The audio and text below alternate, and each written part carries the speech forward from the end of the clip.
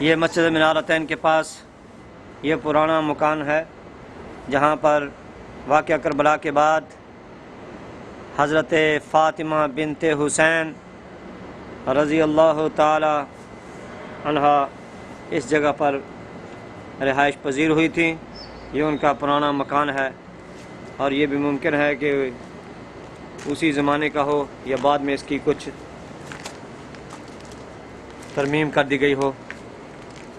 بہرحال اس سے اہل بیت کرام کی سادگی اور دنیا سے بے رغبتی کا اظہار ہو رہا ہے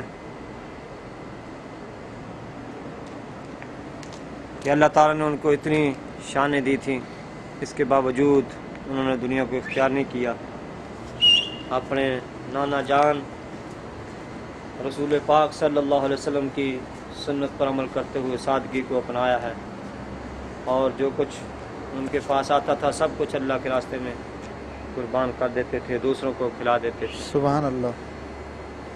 بھوکے رہتے تھے خود اوروں کو کھلا دیتے تھے، بھوکے رہتے تھے خود اوروں کو کھلا دیتے تھے،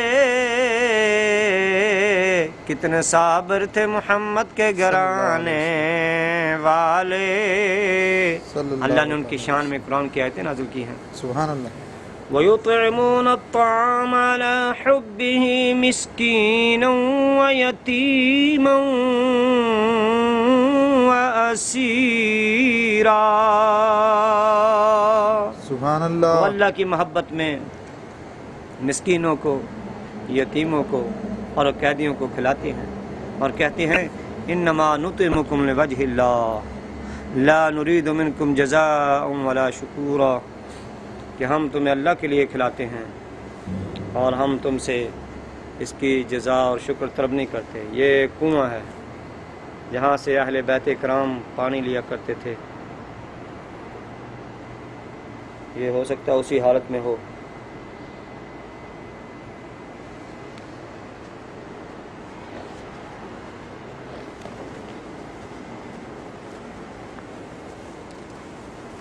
باغ جنت کے ہیں بہر مدح خانے اہل بیت، تم کو مجدہ نار کا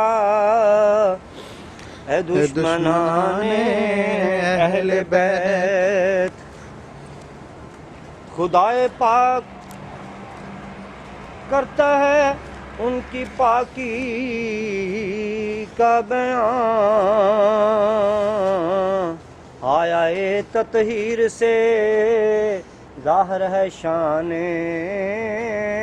اہل بیت۔ بے اجازت جن کے گھر جبریل بھی آتے نہیں، بے اجازت جن کے گھر جبریل بھی آتے نہیں، قدر والے جانتے ہیں قدر و شان اہل بیت۔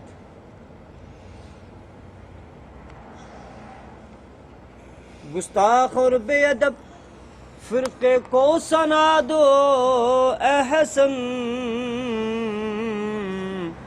یوں کہا کرتے ہیں سنی داستان اہل بیت۔ سبحان اللہ۔ اہل بیت پاک سے گستاخیاں بے باکیاں، لعنت اللہ علیکم دشمنان اہل بیت، لعنت اللہ علیکم دشمنان اہل بیت۔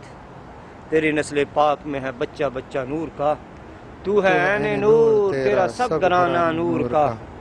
ہم اہل سنت والجماعت صرف 12 اماموں کو نہیں کہ صرف حضور کی اولاد میں سے صرف 12 ہی پاک ہوئے یا 5 تن پاک نہیں، ہمارا تو عقیدہ یہ ہے کہ حضور صلی اللہ علیہ وسلم کی ساری نسل پاک ہے، سبحان اللہ۔ اور حضور کے آل کا ہر بچہ ہمارا امام ہے۔